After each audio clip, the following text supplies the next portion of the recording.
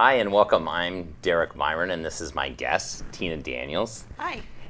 Well, I mean, like many people who work in tech, large part of my compensation was based in equity stock options, and I was in the fortunate position of having accumulated a fair amount of wealth in those options that I needed to exercise, but I didn't want to pay the tax on it.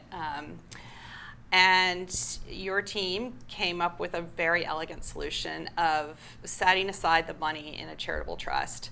That really was a great solution for me because I do have a big commitment to philanthropy and had been continuously making philanthropic donations. So this was a strategic way to both preserve, accumulate wealth, mitigate against taxes, and fulfill an important dream of making big contributions.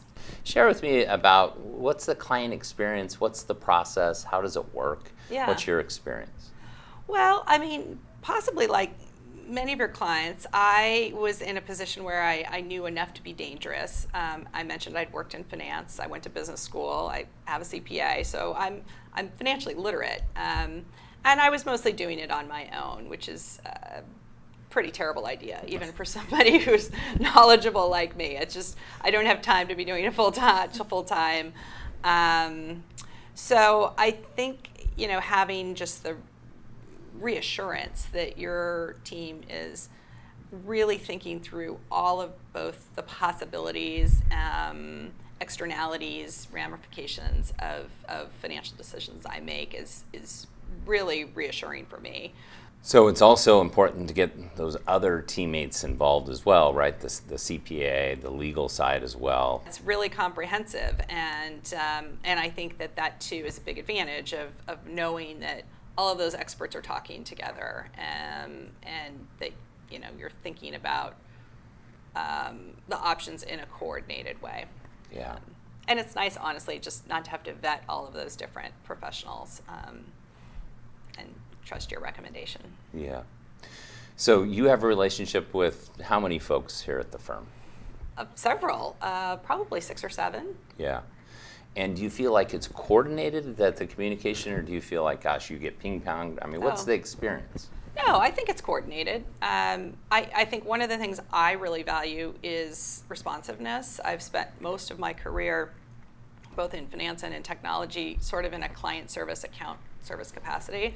So I have a pretty high bar and standard for that. I think what I really appreciate is when I call or email with a question, I expect and I get a response, within the same day. And I think it works quite well to have sort of a point person that can figure out who in the firm needs to be pulled in. Yeah. Yeah, I mean, I think the biggest thing has been the exposure and access to alternative investments. That's certainly something I wouldn't have had on my own, and I probably wouldn't have thought of it. My grandparents and parents invested in real estate primarily here, and it served them very well. And so I really appreciate the opportunity to be presented with real estate investments. And so far that has paid off very well for me.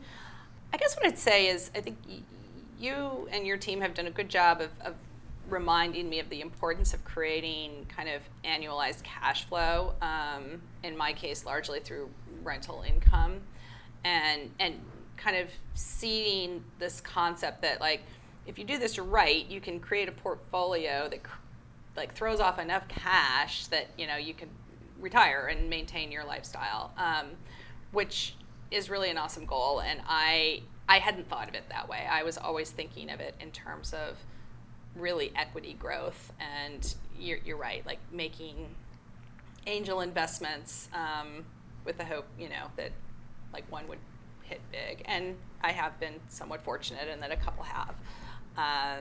But I think the strategy of creating cash flow driven investments is a better risk mitigator and more reliable.